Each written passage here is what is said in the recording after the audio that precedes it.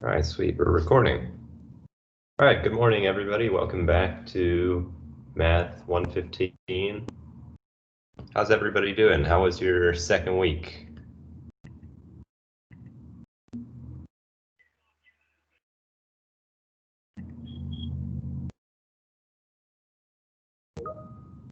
Exhausting, huh? That's rough that it's already exhausting, second week. Yeah, it's always a bit of a struggle getting back into the routine. I agree. Yeah, getting used to things. We had a few students in the class who are new to U of SC, I think, so big welcome to all of them.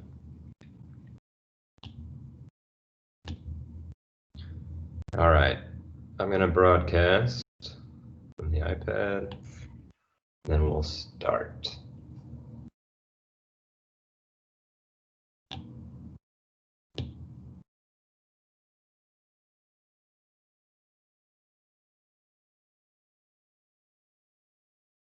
Okay, so before we start, I do want to notify everybody, or I guess remind everybody really, that all of the first week exit slips are due tomorrow. I extended the due date for the Monday through Wednesday exit slips of last week that would have been due on Monday, Tuesday, and Wednesday of this week. I extended them to this Friday. So you have a little bit of time to get caught up if you're just now joining the class. You do need to watch those lectures on YouTube and then fill out those exit slips afterwards. Also, homework 1 is due tomorrow at 11:59 p.m. My suggestion is not to leave it all for the last minute, because I mean, it's not super challenging material, but you know, it's review, and if you've forgotten some things, it might take you longer than you think. So that's the homework 1, and week 1 exit slips. Jake Thompson, it looks like your mic is giving a little feedback. Would you mind muting that?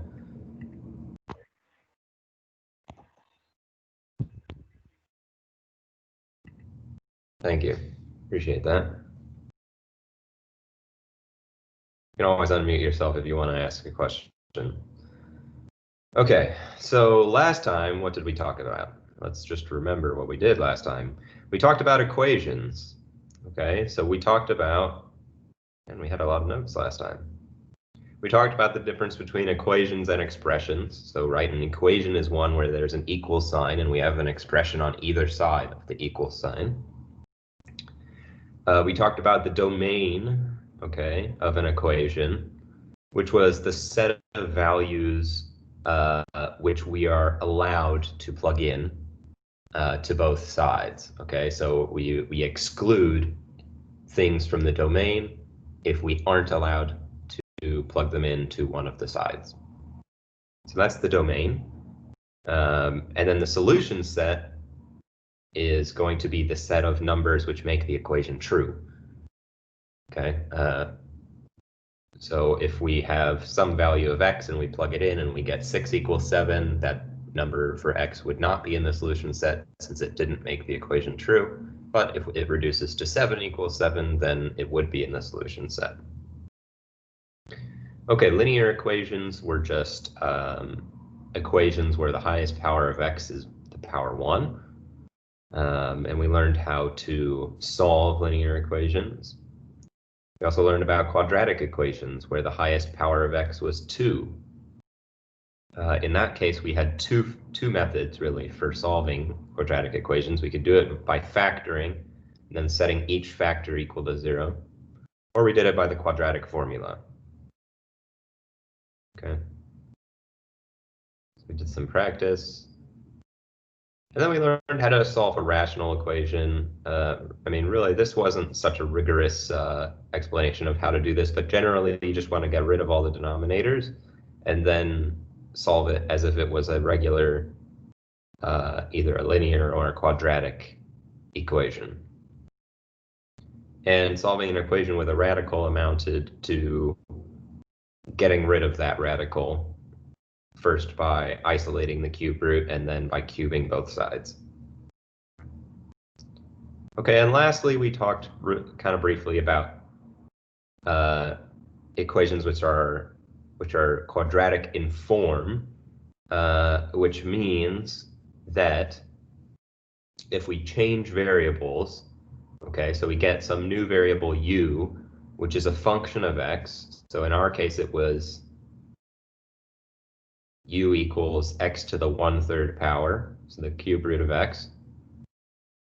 Then we can rewrite the equation as a quadratic equation with the variable u. So we started with something which looked like x to the 1/3 squared minus 7 times x to the 1/3 plus 6 equals to 0. And we replace x to the 1/3 by u. And then we have an equation which looks like a quadratic equation. Okay, and we just have to remember throughout the entire process that at the end we're going to need to switch back using this equation. Okay, so we solve it using u, and we found out that if we replace this equation by a different one, but related, then we can solve it and we can get u equals to 6 or u equals to 1. And that's when we bring back the fact that u is equal to x to the 1/3. So if we want to know what values of x solve, okay, let's call this one equation 1 and this one equation 2. If we want to know what values of x solve equation 1, we just need to find the values of u which solve equation 2 and then cube them. Okay, so hopefully that makes sense. So that was the last thing that we did. It was a tiny bit rushed there at the end, so I wanted to talk a little bit more about it. So what we're going to talk about today is inequalities. Okay, so let's start by defining what they are. Okay, inequalities are kind of similar to equations in that we have two expressions, except this time they're going to be separated not by an equal sign, but by instead, we're going to have something like less than, greater than, less than or equal to, or greater than or equal to. And I really shouldn't have written that underneath where I put the transitive property. I'll put it something like this. There, maybe. Okay, so we have one expression being less than or greater than or less than or equal to or greater than or equal to another expression.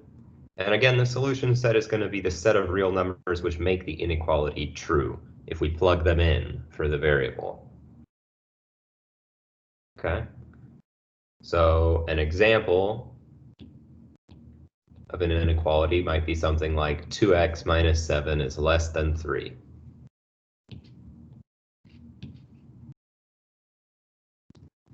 By the way, I'm trying out a new thing here. I've got my iPad raised up by like 8 inches. I'm hoping that helps my handwriting.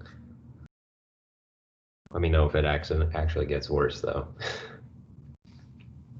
Okay, so we got some properties of linear, well, just of inequalities in general, really.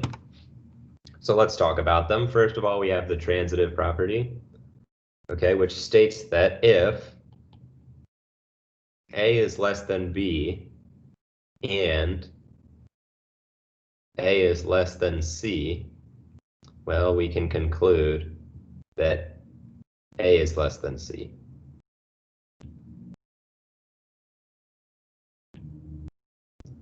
Okay, so it's kind of like, oh, I'm sorry, that should have been B is less than C. B is less than C. Okay, so if A is less than B and B is less than C, then A is less than C. Okay, it's like, you know, if I have more money than my friend, but less money than my other friend, then my other friend has more money than my original friend.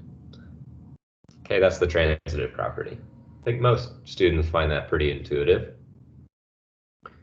Okay, we've also got the addition property. So if this we have if, and why do I rewrite that arrow sign as a then?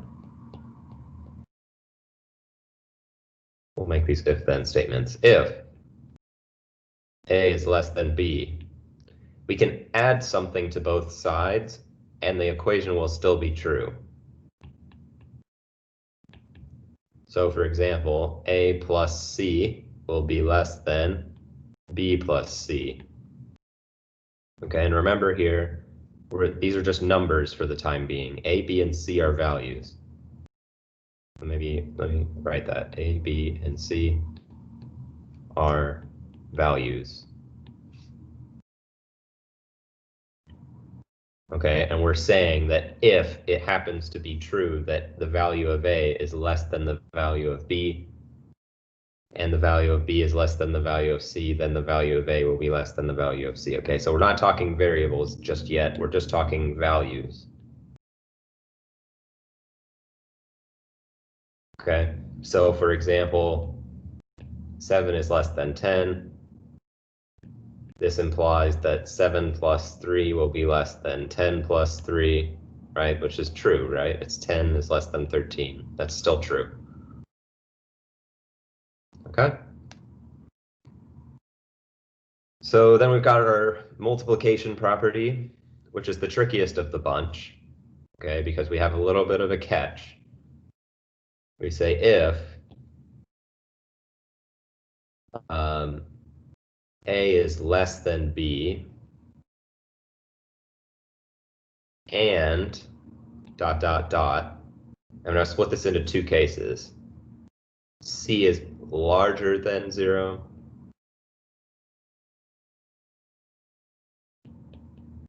If C is larger than 0, then C times A is still going to be less than C times B. But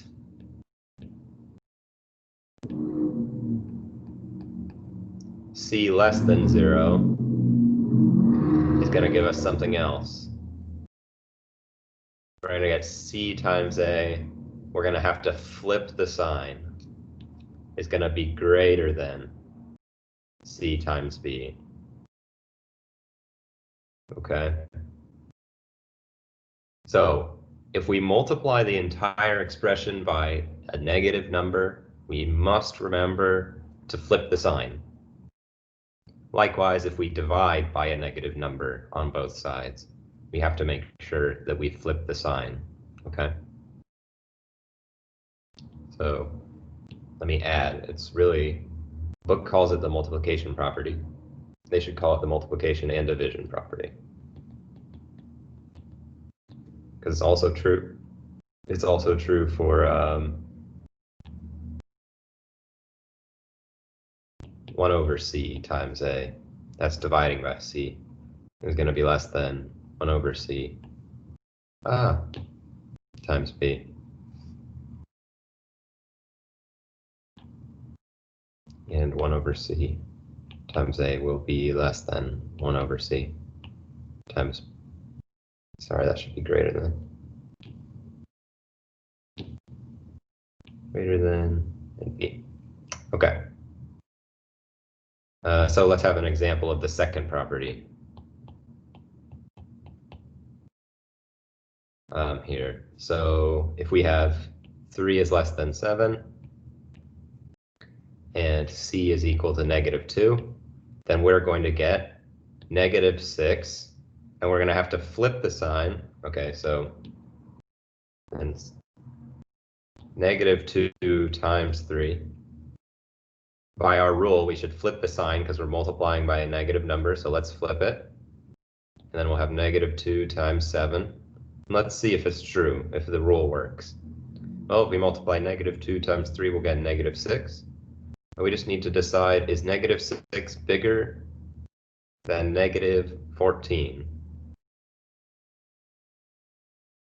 And that's true, because when we talk about larger than, what we're really talking about is on the number line, right? If we have 1, 2, dot, dot, dot, -1, -2, dot, dot, dot.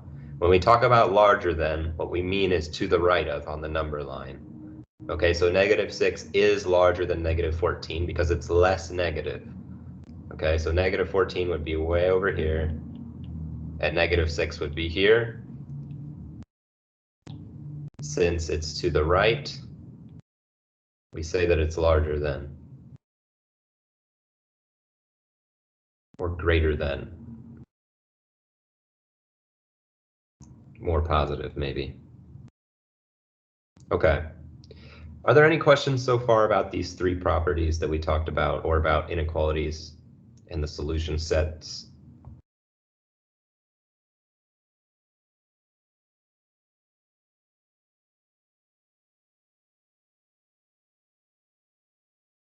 Okay. Pretty standard stuff so far. So let's talk really quickly about linear inequalities.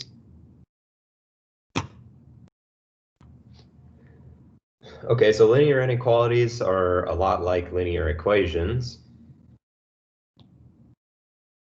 They're gonna have the form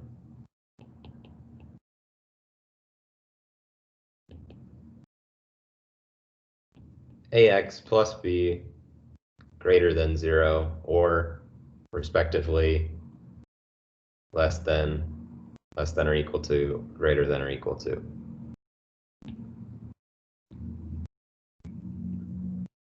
Was there anything else I wanted to say about that? No, we just want to talk about solving and graphing linear inequality. So the way we want to solve and graph linear inequalities is basically the same as solving linear equations. Okay, what we want to do is isolate x. So what we're going to do is we're just going to use the multiplication rule or property and the addition property to rearrange this whole thing, okay, so that we get x by itself. Okay, and then we'll talk about graphing in 1 second. So let's first just rearrange. So this is just algebra. We can use the second rule. The addition property says that if this statement is true, okay, if 7x minus 11 is less than 2 times x minus 3, it will still be true if we add 11 to both sides. Okay, so then we've got 7x is less than 2 times x minus 3 plus 11. And let's go ahead and expand that. We'll distribute the 2 here. We get 2x minus 6 plus 11. And now we're gonna combine like terms. We'll move the 2x over to the left-hand side, so minus 2x on both sides. You get 5x on the left-hand side. And on the right-hand side, we have -6 plus 11. It's going to be 5. So now we have 5x less than 5. So the last step here is to divide. Now I have to be careful. I'm doing a division here. I divide by 5, divide by 5. Should I or should I not flip the sign? I divided something. Should I flip the sign or not?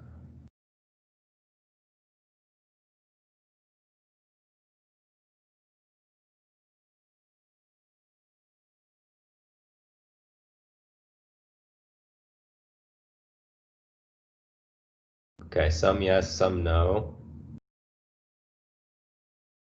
Does anybody want to dive a little bit deeper on why?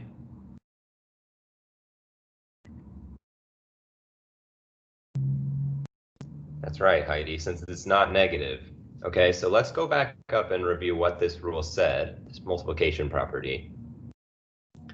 It said, if the number that we're multiplying or dividing by is a positive number, then the sign is going to stay the same.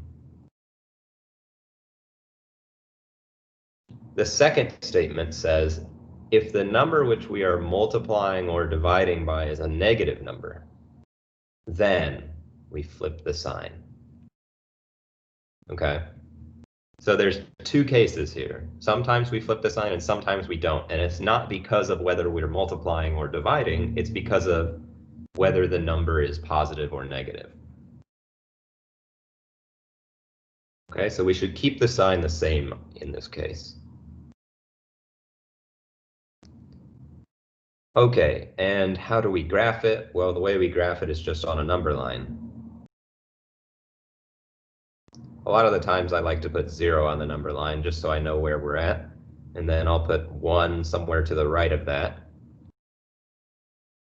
And we need to remember our old rules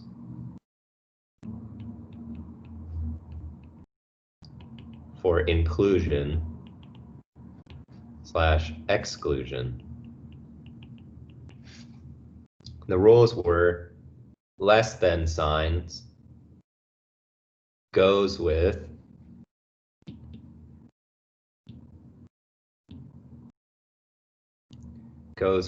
a parentheses, goes with an open dot. Okay? Less than or equal to goes with a bracket, goes with a closed dot. Greater than goes with a parentheses, goes with a closed dot, open dot, sorry. And greater than or equal to goes with a bracket, goes with a closed dot. Okay, so here's how we're going to do this. This statement says x is less than 1 and not equal to it. So I'm going to use my rule here. I see that I've got a less than sign. So I'm going to go to the first rule here, and it tells me that I should use an open dot on that point. So I'm going to go there, and I'm going to leave an open dot on, let's use a new color. We'll use red. I'm going to use an open dot on 1. And now what I'm going to do is I'm just going to shade in one side of the 1. And I want x to be less than 1. So on the number line, that's all the numbers which are to the left of that number. Okay, so, oops. All of that stuff. And I'll draw an arrow sign to let everybody know that this arrow just goes on and on forever in that direction. Okay, so that's how we graph these inequalities. So, for example, something like x is greater than or equal to 2 would look like this. I'd put a closed dot on 2, and then I would draw an arrow going to the right since x should be greater than or equal to.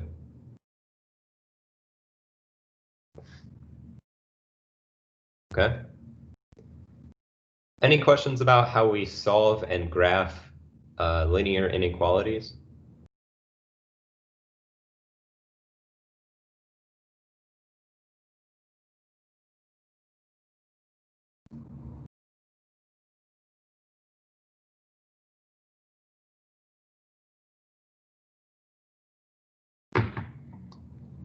All right.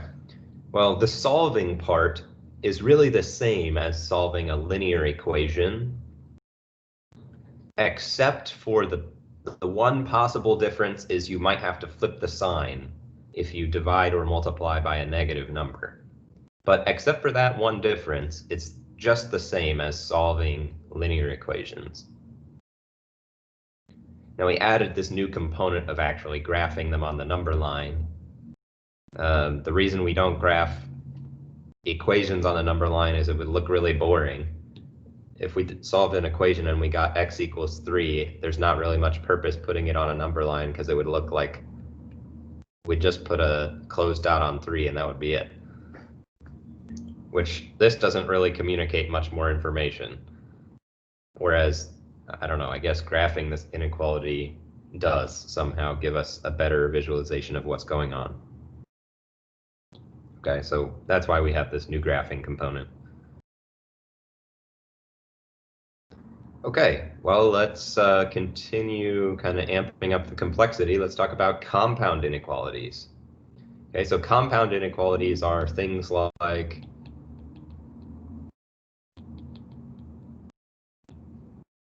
3 less than x less than 10. Okay, something like that.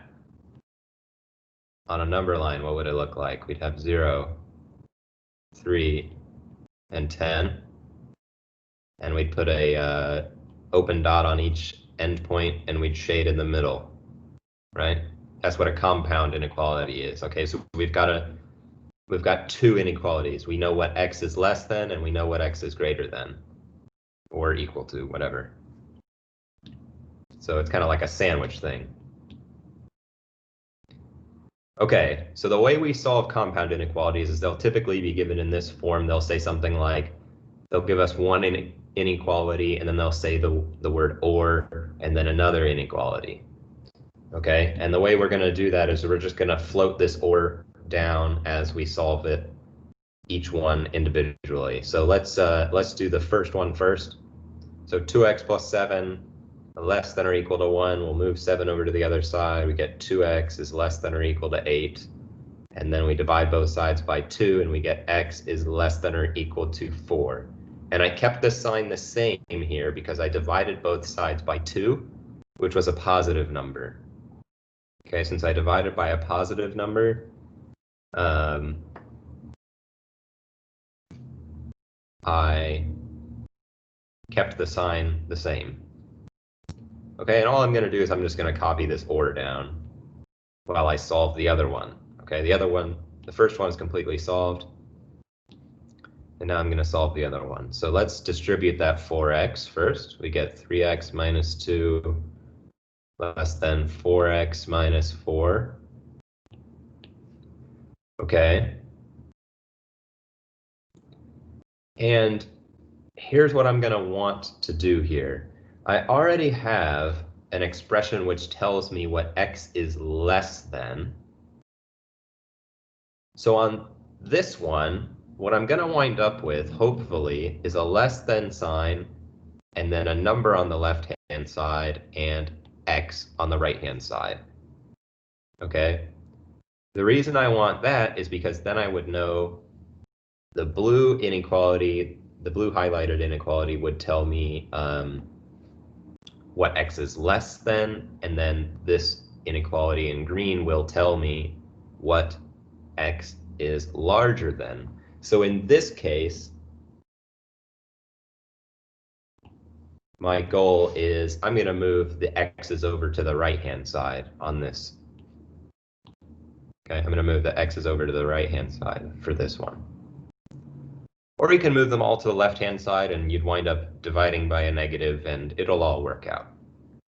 But I'm going to move them over to the right-hand side. So I'm going to do minus 3x, and I'll get negative 2 is less than x minus 4, and then I'll add 4 to both sides,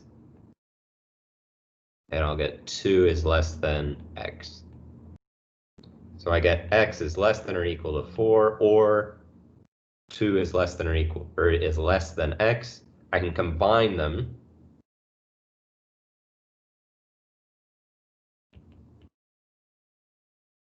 I get 2 is less than x is less than or equal to 4.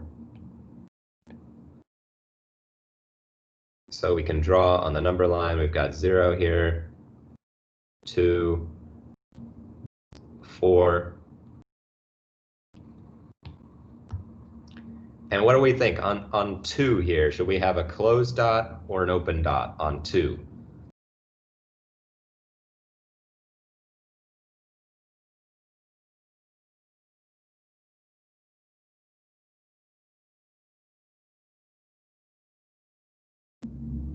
Very good. Justin and Morgan, thank you. We should have an open dot on 2 because we have a strictly less than sign here. Strictly less than corresponds to an open dot. Okay. Likewise, the less than or equal to sign is going to correspond to a closed dot. Okay, so that's how we should do that first. Always fill out the dots first, and then we'll worry about filling in the in-between. Okay, great.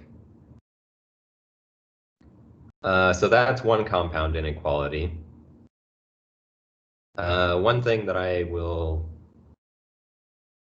say is that sometimes you'll have a compound inequality where it'll be something like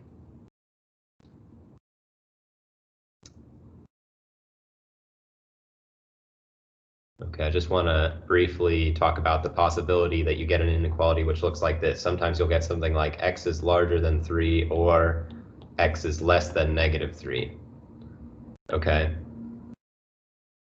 And in this case, we'd put 0 on here, we would put 3 on here, we would put -3 on here, and we'd put an open circle on both.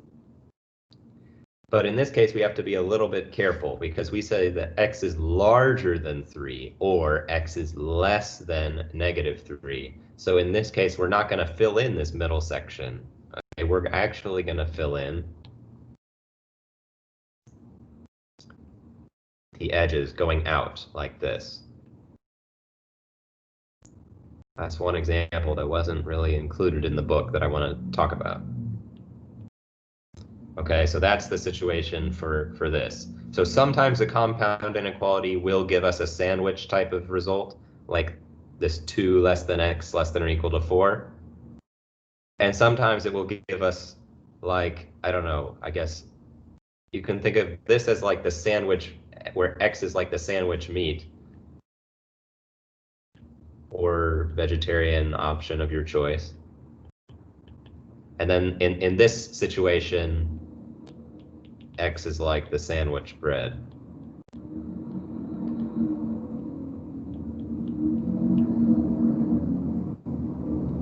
Okay. Definitely no H in sandwich.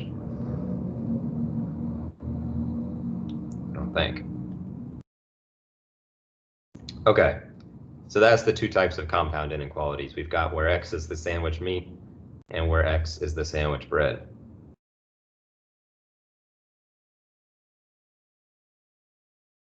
Okay. Looks like we have a question coming in from Marissa. Thank you. It says, I have a question on the first inequality on the left.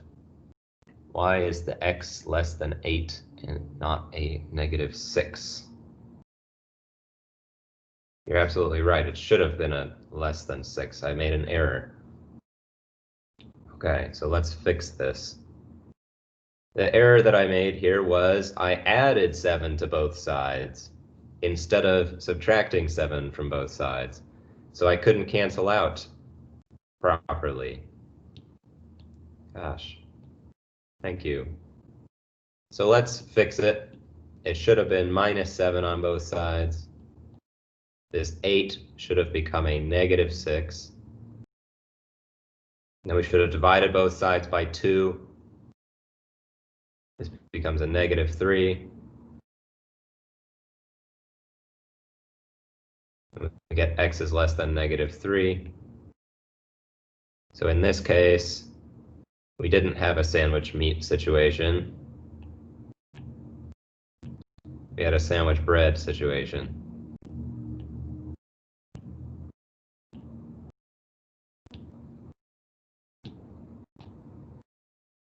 Let's redraw our number line. We would have 0. We would have -3. We would have 2. And we would draw a closed dot on -3 going to the left. And we would have an open dot on 2 going to the right. Thank you for catching that, Marissa. Okay, let's make sure I did the second one correctly. I added 2 to both sides. Or no, I left 2 on the left-hand side. I added or subtracted 3x from both sides. 4x minus 3x is x. I left the -4. And then I added 4 to both sides. So we're all good. Yes, okay. Second one I did correctly. Okay. one thing that I don't want anybody to get confused about is this step going from here to here.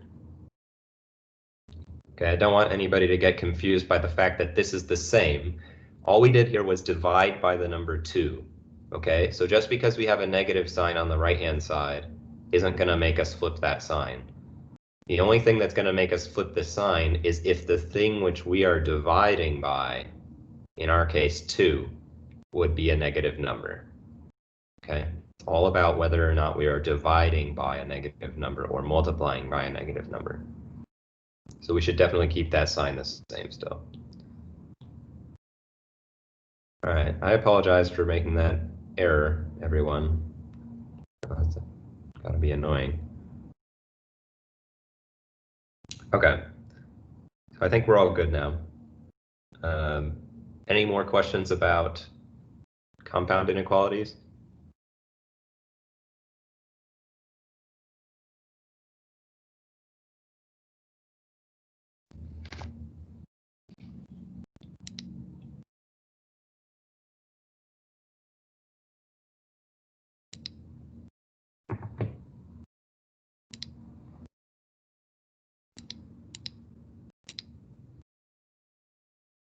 Okay, no more questions.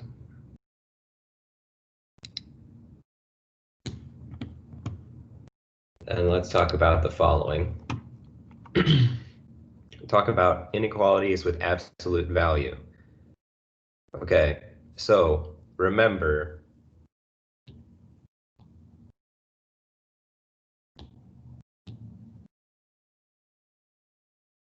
absolute value of x tells us the distance between the number x and 0. Okay, that's what the absolute value tells us. So for example, when we write that the absolute value of x is less than 2, what we mean is that x is at x is less than 2 units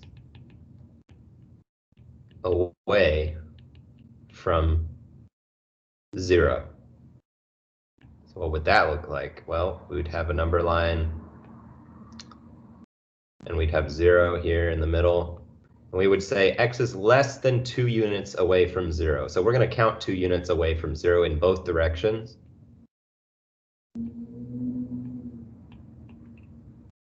And we're going to say that x can't be any further than those 2 kind of goalposts there. Okay, in fact, it has to be strictly less than that far. So we'll put open dots here, and we'll fill in the middle. Okay, likewise for absolute value of x is larger than or equal to 2, what we mean is that x is at least 2 units away from 0.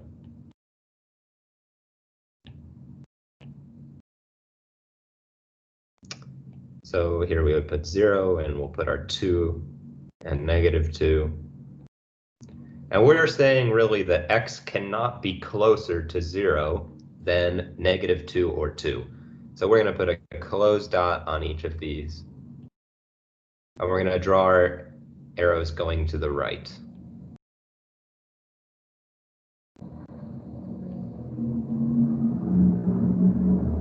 Okay.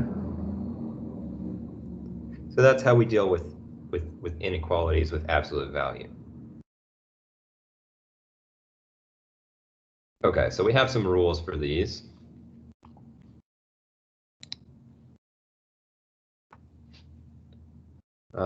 I guess really these are kind of quick things that you can could memorize if you want.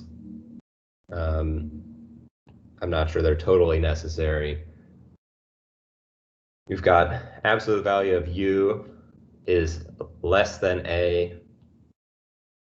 This means the same thing as negative a less than u less than a.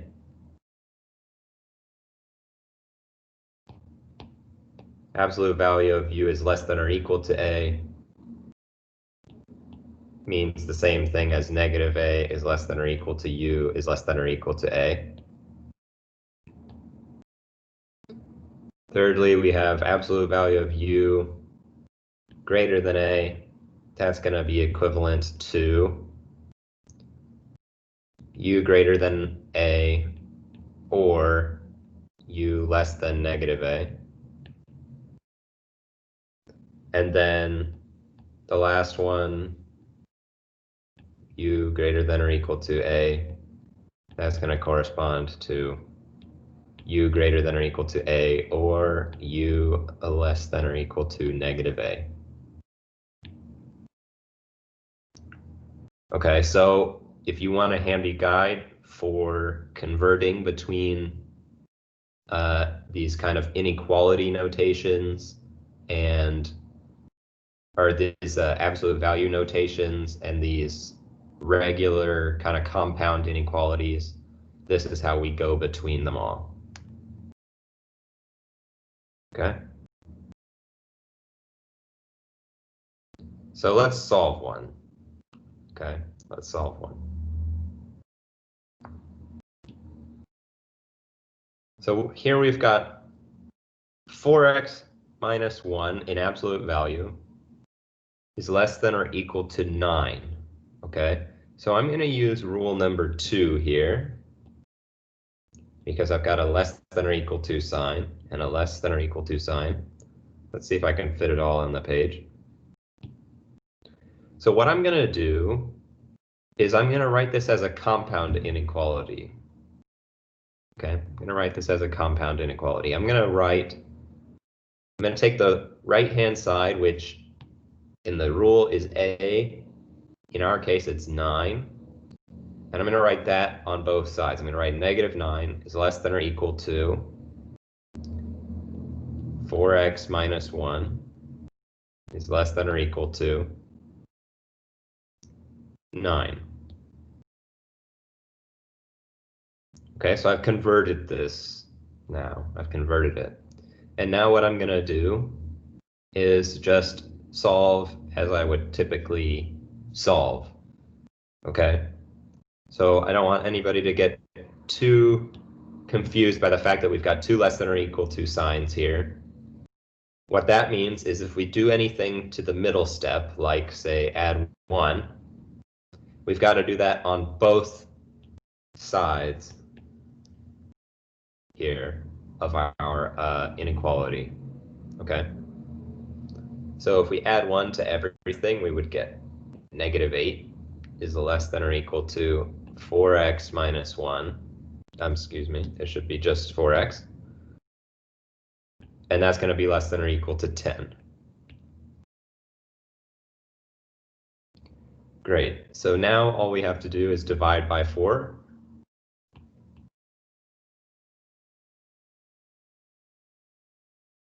On the left-hand side, we're going to get negative 2. In the middle, we'll have x. On the right-hand side, we'll have 5 halves.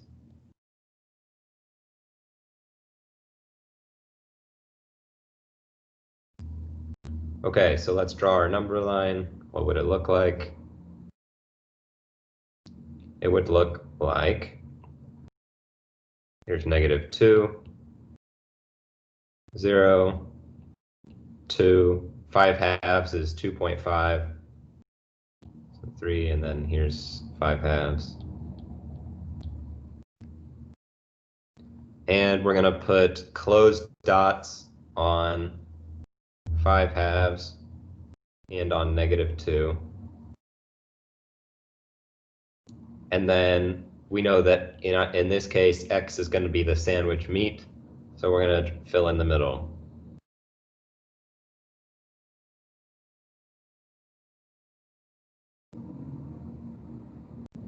Okay. Any questions about how we did this example?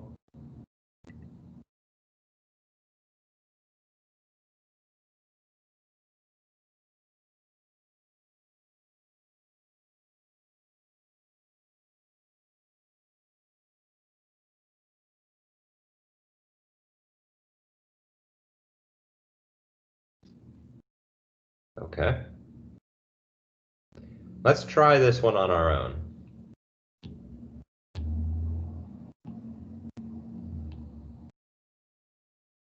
I'll give everybody 3 minutes or so. Try this one on your own, and then we'll come back as a group.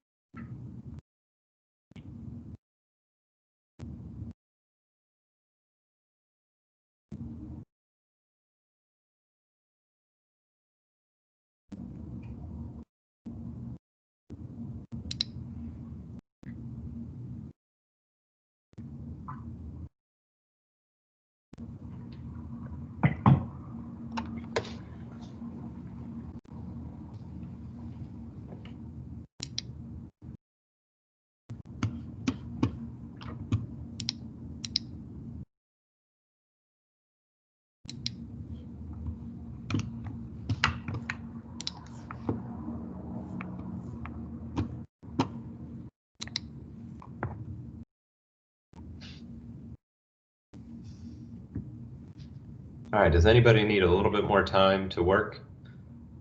Please raise your hand if you want another minute or so.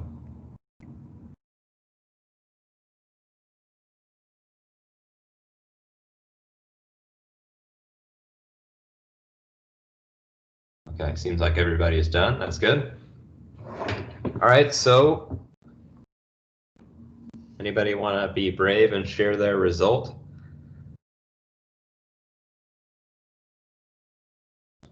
Okay, Morgan's got x greater than or equal to 6, or x is less than or equal to 4.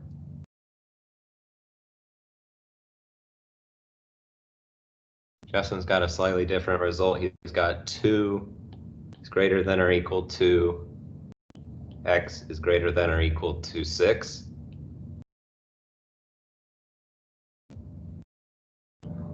Okay, what do we think? Do we agree with either of these two answers?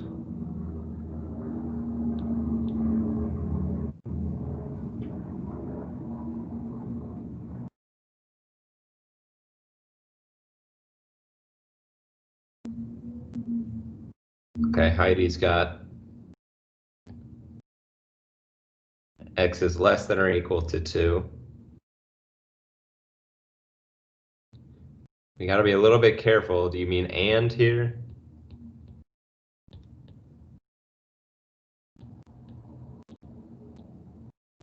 Yeah, we should have or, I think.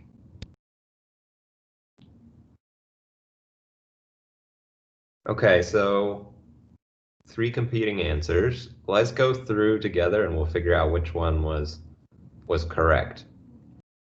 Okay, I think they're all well within the margin of errors here. So let's try it. Well, we should use one of our rules, right? We have a greater than, absolute value sign is greater than or equal to 4.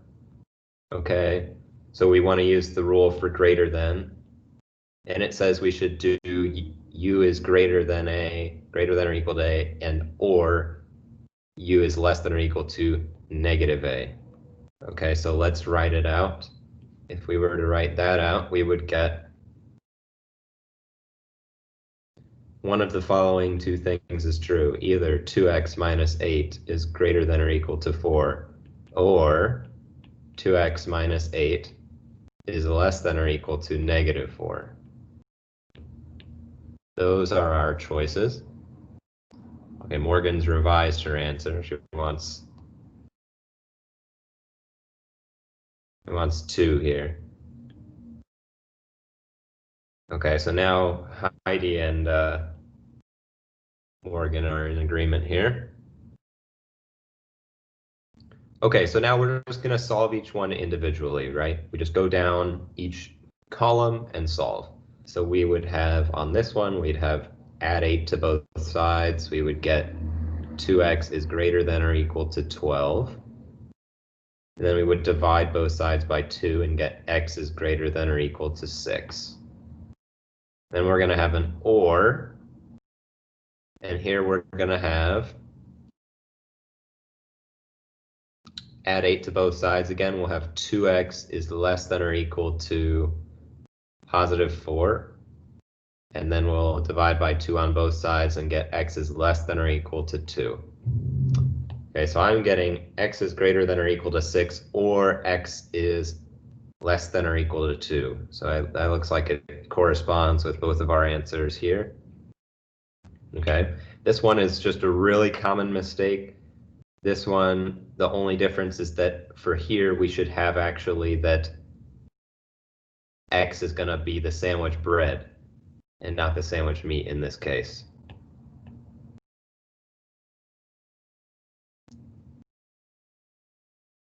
And we'll have an or in the middle. Okay? That's just a slight difference there. Okay, so let's draw the number line. I've got 0. I should put 0 further to the left, huh? I've got 0, 2, and 6. I'm going to put a closed dot on each of 2 and 6, since I have a less than or equal to sign. We got a chat. Oh, yeah, nice. Very cool. How did you do that? Did you use your phone for that?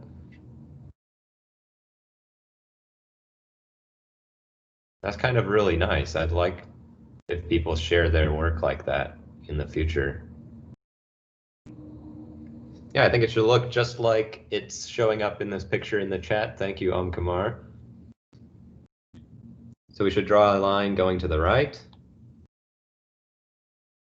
Yeah, if you have your phone connected like that, please feel free to share your results like that. That's really cool. Okay, so we've got our things going to the right here. We got a sandwich bread type of situation. Okay, so are there any questions lingering about how we do these kind of compound inequalities or inequalities involving absolute value?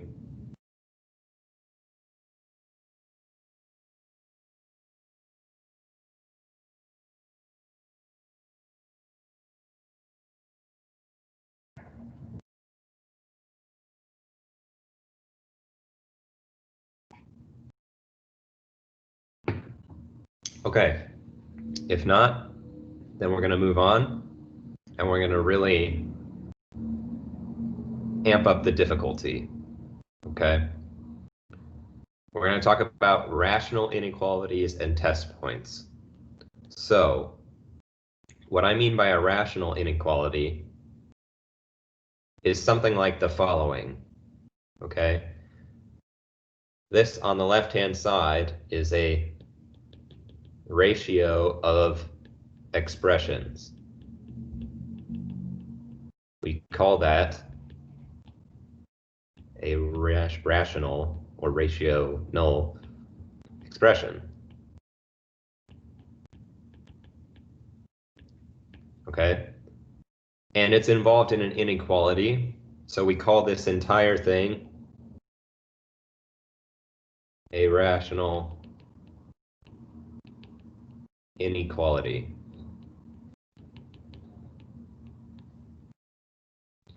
Okay?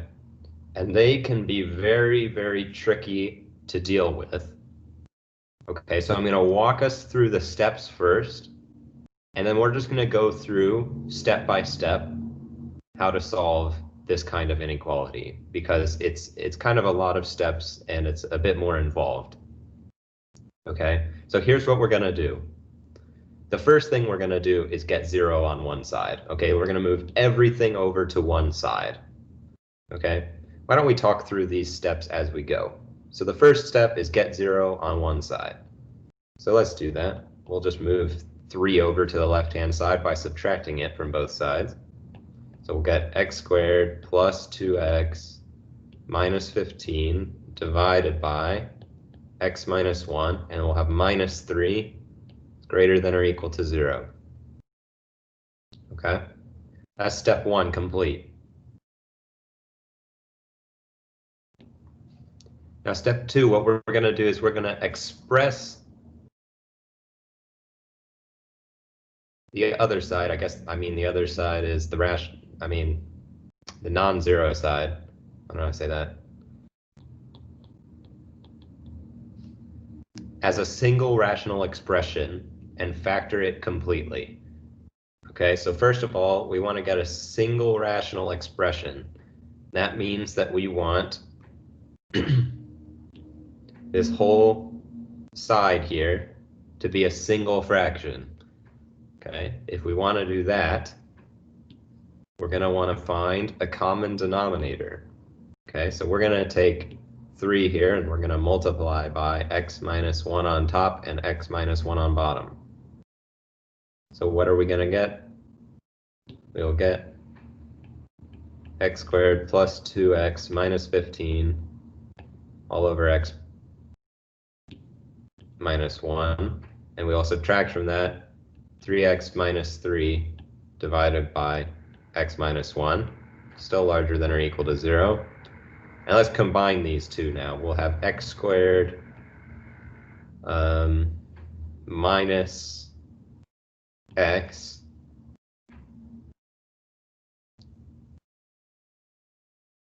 minus 12 divided by x minus 1.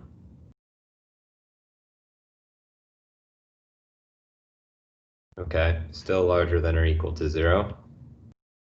And we're almost done with step 2, but step 2 also said we should factor it completely. Okay, so the bottom's already factored, but let's factor the top. How should this expression on the top factor? We'll have x minus 1 on the denominator. What should go on the top? If we were to factor the expression x squared minus x minus 12.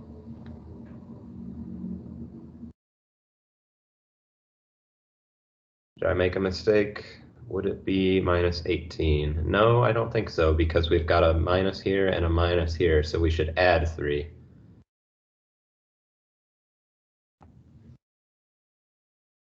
Yeah, I think I got it right that time, but thank you for checking my work, because you know I make mistakes.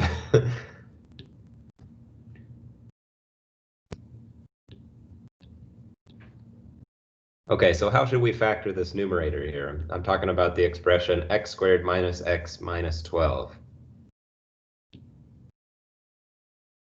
X minus 4 and x plus 3. I think that's right on the money. We should have two numbers which are going to add to -1 and multiply to -12. Those are going to be positive 3 and negative 4. Okay, so we've done this now. We've set it as a single rational expression, and we've factored it completely.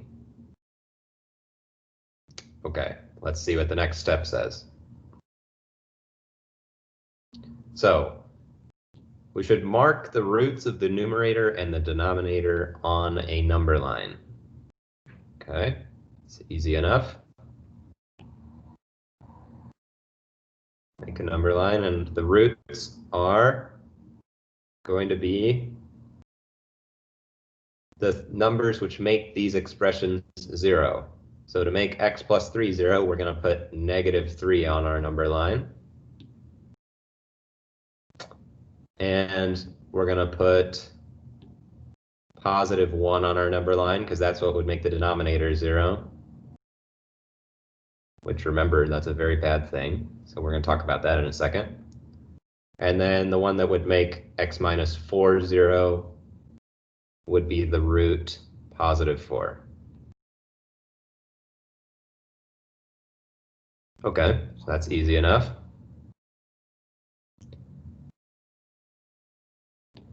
So we've done these two now. Okay, so now let's read this number 4 carefully. Zeros of the denominator always get an open dot since they are not in the domain. So the 0 corresponding to the denominator is going to be positive 1, and we're going to put a dot here, okay? It's very important that we include a open circle here. Did I put open dot? Yeah, open dot. We're going to put an open circle here because the number x equals to 1, setting x equals to 1 is not in the domain of our expression. Okay, so it can never ever be a closed dot if it's a 0 of the denominator. Okay, we have to use an open dot. Okay, so that's that taken care of. So now we're going to move on and talk about the zeros of the numerator. Okay, and what we're going to do is we're just going to check each 0 of the numerator for a closed or an open dot. Okay, so if we plug in 4, we would get 0 times 7 divided by 3. And we should check, is this greater than or equal to 0? Well, we would get 0 is greater than or equal to 0, which is a true statement. So we're going to fill in a closed dot here. Okay, likewise, we can check the other one, negative 3. We're going to get 0 is greater than or equal to 0 again. And we can put a closed dot here. Okay, so we're going to have closed dots for our zeros of our numerator if we have a greater than or equal to sign for our inequality.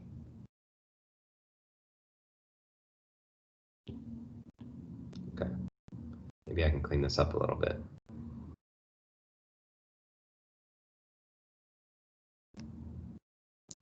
Okay, and now comes the kind of clever thing that we're going to do.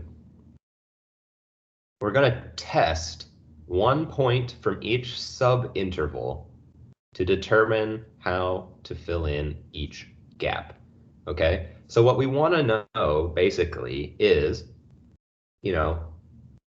should we fill in here and leave the middle blank and like this, or should we do something more like this, where we fill in this piece and then go to the right? Okay, and the trick here is to realize that these are the points where our expression on the left-hand side is actually equal to 0.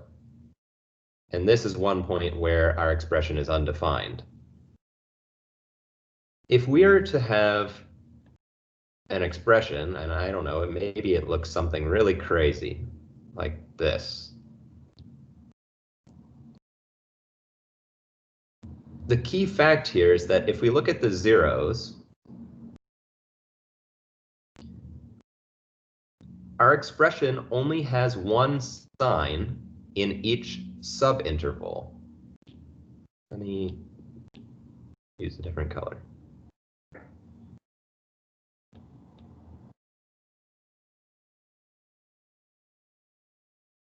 So in other words, our expression can't go from being positive to being negative without first crossing 0.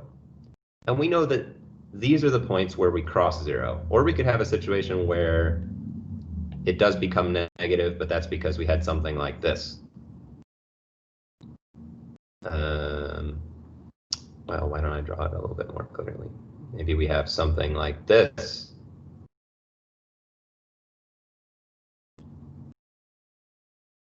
Okay, so the two places where we could possibly change from being positive to being negative are going to be at points where potentially it's not in our domain, or points where we cross 0. And those are exactly the points which we've put on this number line. So if I want to know whether we're positive 0, greater than or equal to 0, or less than or equal to 0 in this interval, all I have to do is choose one point, say the point -2, or the point -1, or the point 0. And if I find out that when I evaluate my expression at one of these points and I get something larger than or equal to 0, then I know that the expression is larger than or equal to 0 in this entire subinterval. Okay, this is kind of an advanced idea, so if you don't get it right away, that's okay. But let's see what I mean here. Okay, so what I'm going to do is I'm going to choose a point from each subinterval, which is easy for me to plug into this expression. For this subinterval, I'm going to choose the point 0 because 0 is usually pretty easy to plug in. For this one, I'll choose, say, the number 2. Outside, I'll choose 5, and outside this way, I'll choose -4. Okay, so let's do some plugging and some chugging. Let's try x equals -4 first. Well, this is going to give us x. This is going to give us -8, because that's -4 minus -4 times x plus 3, that's -1, all divided by x minus 1, that's -5. And remember, I'm checking to see if this is larger than or equal to 0. Well, let's multiply it out. On the top, I'd get +8, and on the bottom, I'd get -5. So the total expression is going to be -8/5. And the question is this greater than or equal to 0? And the answer to that question is no, it's absolutely not greater than or equal to 0. It's a negative number. So what have we found out? We found out that from 3 going on to the left, -3 going on to the left, we should not fill that portion in because the inequality is not true in that entire region. Okay, now let's try 0. If we try 0, that's going to give us -4 times +3 divided by -1, which is going to give us 12, and that is larger than or equal to 0, which means that we should fill in this region in between -3 and 1. Okay, now we're going to try this next test point at +2 here. So we'll try x equals 2. If we plug that in, we're going to get 2 minus 4 is -2. Multiply that by 2 plus 3 is 5. Divide that by 2 minus 1, that's 1. We get -10. And it's not greater than or equal to 0. So we're going to leave this section from 1 to 4. We're going to leave that blank. And now we just want to check this last subinterval to the right of +4. So we'll try plugging in a point from that region, which will be x equals to 5. And if we plug that in, we'll get 5 minus 4 is +1.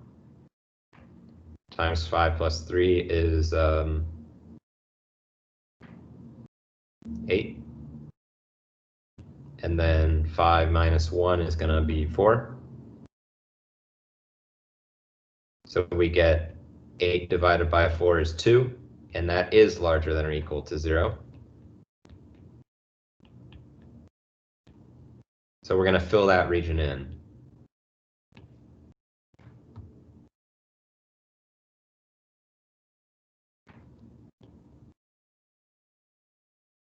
Okay? So this is what our number line looks like. We've got a region filled in here between -3 and 1. And we have a region filled in going from +4 all the way to the right. Okay? And those are the regions of values that if we chose a value, say we pick a, I don't know, brown. If we pick any brown point in any of these intervals and we plug it in to our original rational inequality up here, it will give us a true statement. That's what this entire process is about. Okay? All right. Any questions about this rational inequality business? I think it's definitely the hardest one of the bunch.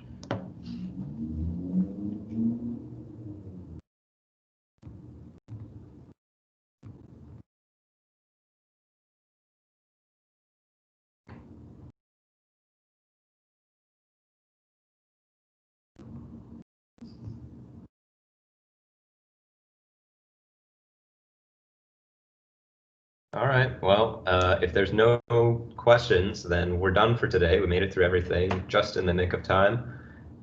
So don't forget your homework is due tomorrow. Exit slips are due tomorrow. Exit slips from this week are due on the regular schedule next week. So please familiarize yourself with that if you're not familiar with it. And other than that, when will I have the homework posted by? Do you mean the grades?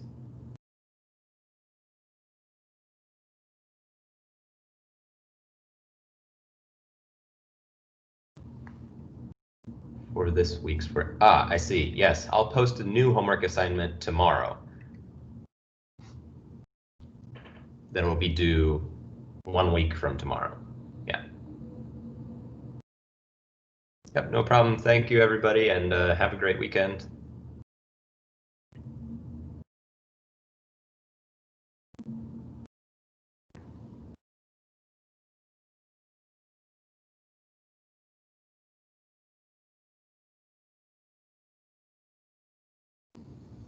Yep, my pleasure.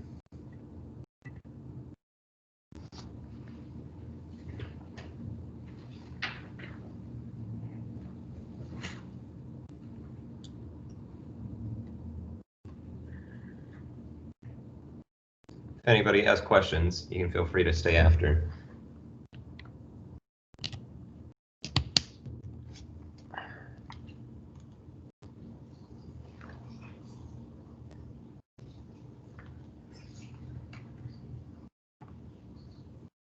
Excuse me, Professor. Mm-hmm. I saw the notes that you have posted on the Blackboard. Yes. So, like, there is one activity. I don't know what is like boat or something. That can you like go up on first? Sure. Yeah. Let me see if I can find that lecture 1. Are you talking about the one I highlighted that was like this one? There was one activity. I don't know what was. No, not this. It was printed.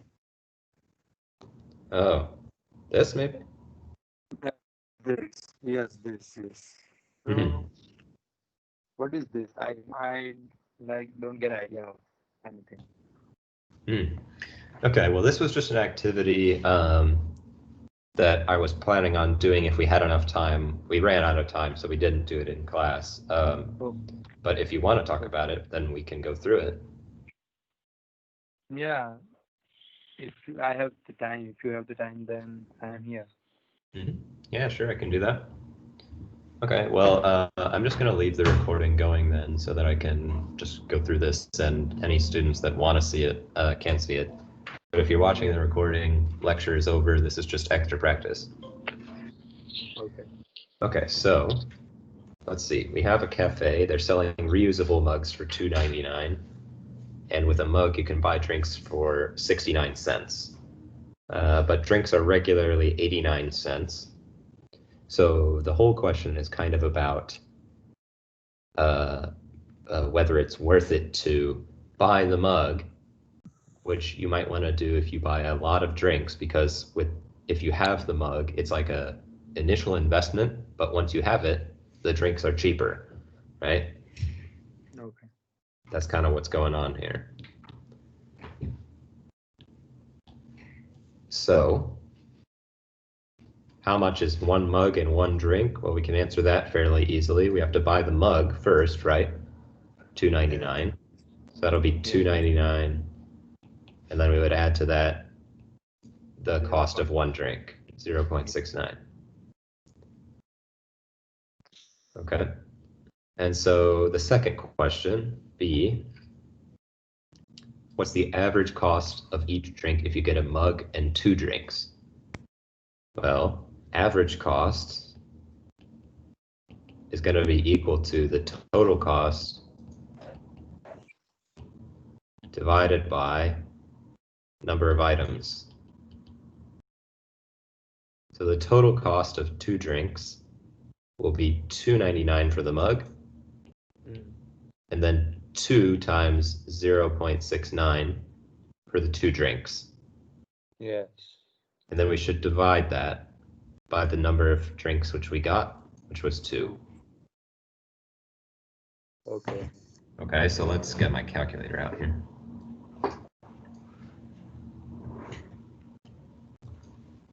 So 2 times 0.69 plus 2.99, divide that by 2.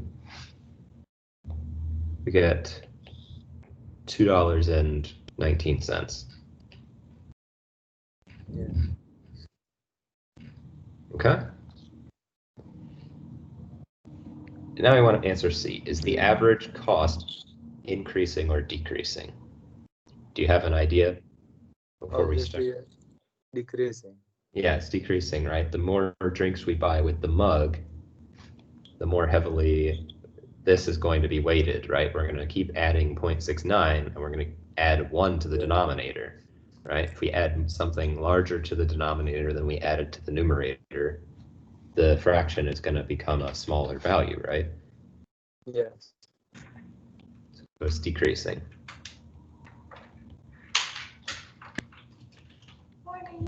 Now this D part is kind of the most challenging part. How many drinks do you need to buy to start saving money? Morning.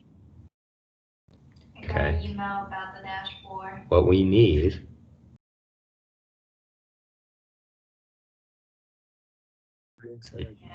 I mean, I really feel like E and D should be switched, so I'm going to switch them. We'll do E first. We want to write a rational expression where the value is the average cost per drink, Costly. where N is the number of drinks we bought with the mug. It's costly. I looked at it. And it's going to look a lot like this expression here. Yes. Okay, except we're going to incorporate N, right? So what should it be? It's Do you pretty know? expensive, so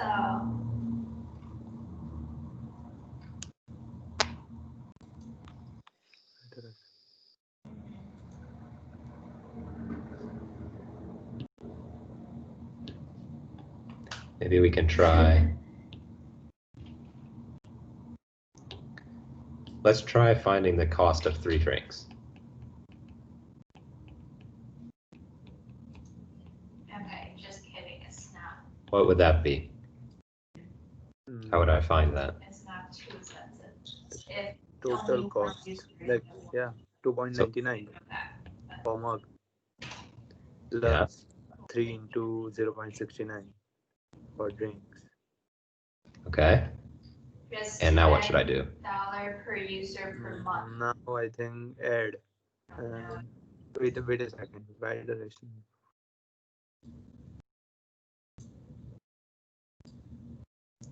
Is this going to give me the average cost of 3 Let me make drinks? sure No.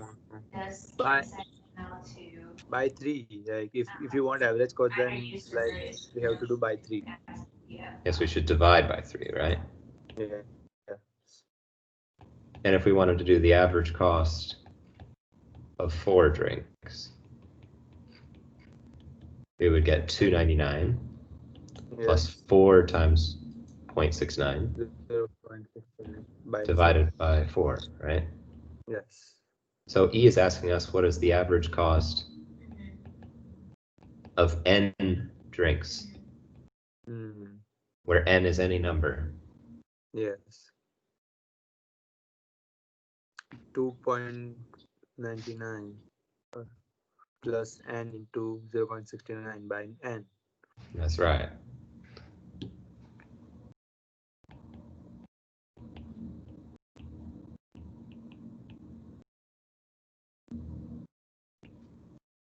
Yeah, that's going to be our average cost of n drinks. Yes. So D is asking us if drinks are regularly 89 cents, how many drinks do you need to buy in order to start saving money? Well, we already decided that the average price is decreasing, right? Yes. So the cost of the total cost of the mugs is going to be, it's like $2.19, and then as we do 3, we'll get some other number which will be like 2, and then we'll get like some other number which will be like, I don't know, 180, and so on and so forth, and it's going to keep decreasing, right? Yes, And the question is, what is the first value n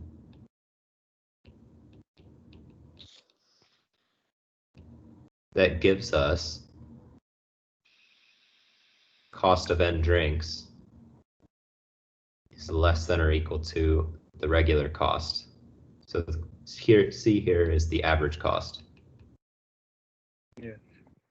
of n drinks. We want it to be less than the cost, the average cost of just buying a drink without a mug, right? Yeah. Which is easy to find out what the average cost of, buying a drink without a mug is. It's just 89 cents, right? You don't have to do any averaging. 89 plus 89 divided by 2 is 89. 89 times 3 divided by 3 is 89, right? So what we want to know is for what value n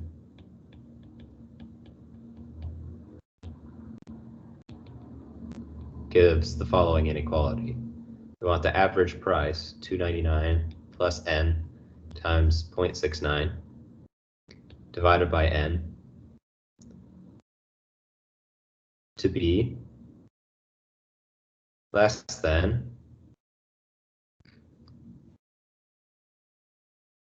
0.89.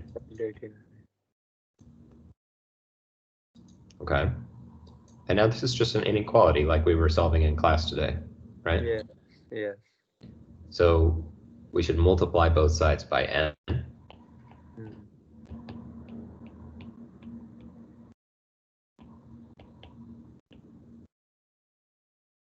I will subtract 0.69 n from both sides. Yes.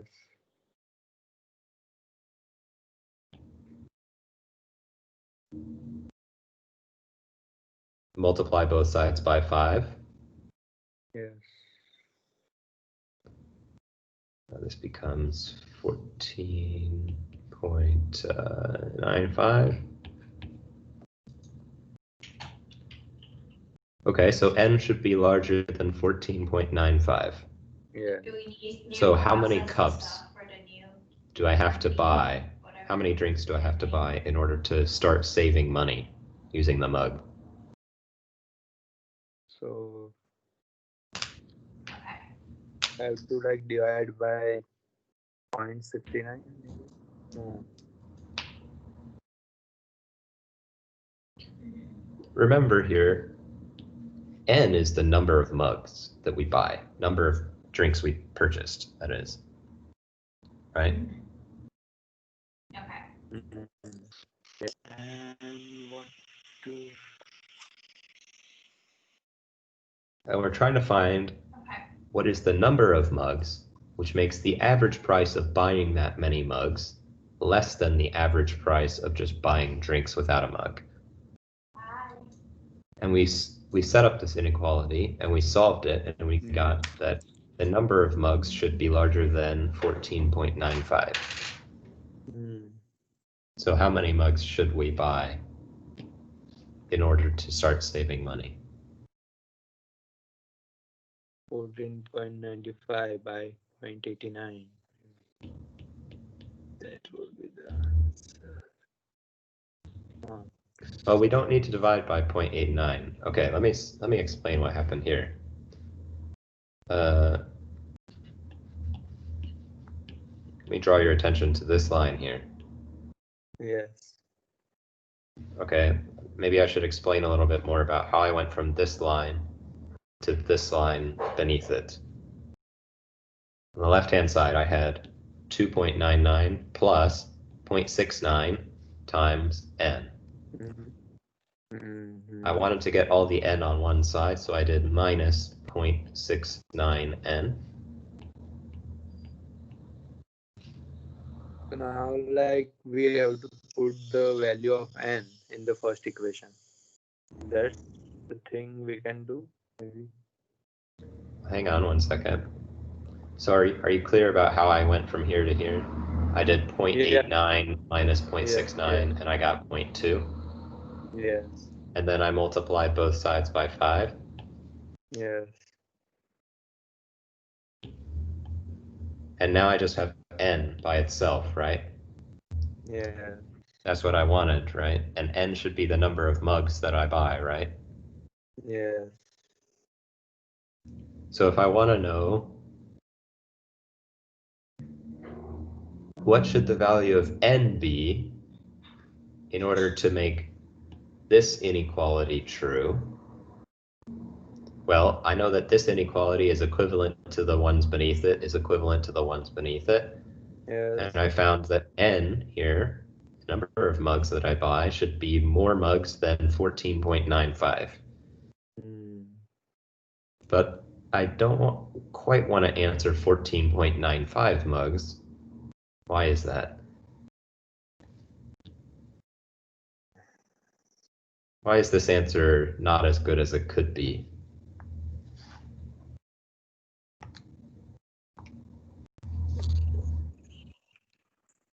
Because it is like n is greater than 14.95. Yeah, okay, so how about 14.96? Is it good now? We can't buy like this mugs. It have to be a whole number. Yes, that's exactly what I was trying to get at. So, what should the whole number be? 15 maybe. Yeah, 15. very good. Okay, so you were trying to tell me this. Yes, yeah, that's what I was trying to Okay, get at. got it. So sorry for like No, that's asking that. okay. That's okay. I think we were talking past one another for a second there. Yeah. Okay, so we're almost done. We just have to do the following. If you use it for a whole semester, what is the average cost? Okay, so let's say, I don't know, how many cups of coffee do you think you buy in one semester? Maybe 45. 45. All right, 45 cups of coffee. 45 cups. So we want to find out what is the average cost if we buy 45 cups of coffee. What we're really wanting to do here is find out average cost of 45 mugs. It's going to be $2.99 plus 45. To 0.69 by 45. That's right. So let's do it. 45 times 0.69 plus 2.99 divided by 45 is equal to 0.75. Okay.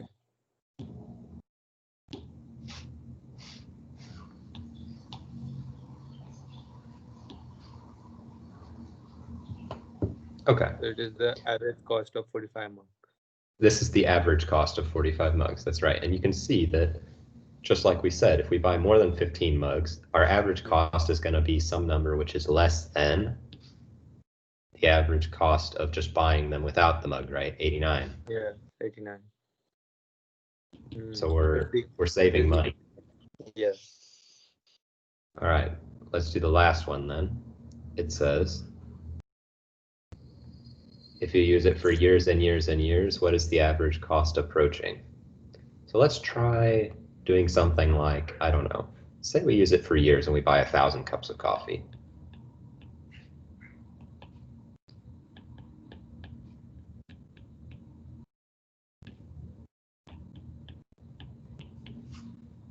Let's try that. We get 1,000 times 0.69 plus 2.99 divided by 1,000. You get 0.69299. Okay. Now let's try 1 million. 1 million cups of coffee.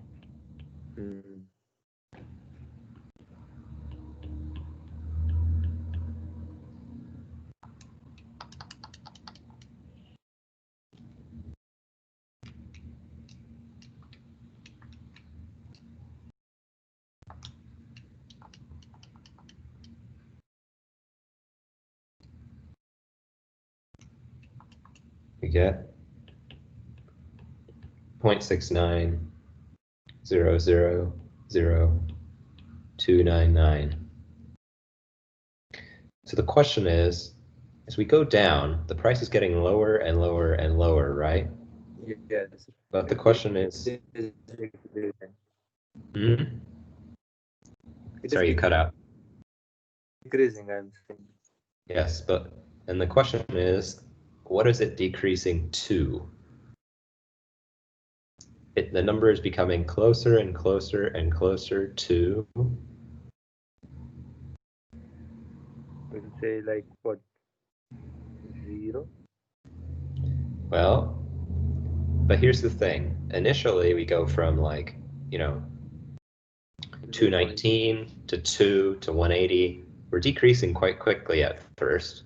Yes. But the decrease from going from 1,000 cups to 1 million cups, we only decreased by a little bit. Yes. 0.69299 went to 0.690000299. So the question is, you might imagine that the further we go along, it's kind of like, we introduced more zeros between these two numbers here, right? Yes. So we might get like 0.690000000299 and ... What is this number getting close to? 0.69. Yes. Yes. So as the cups that we buy approaches infinity, average price approaches 69 cents. Yeah. Yeah.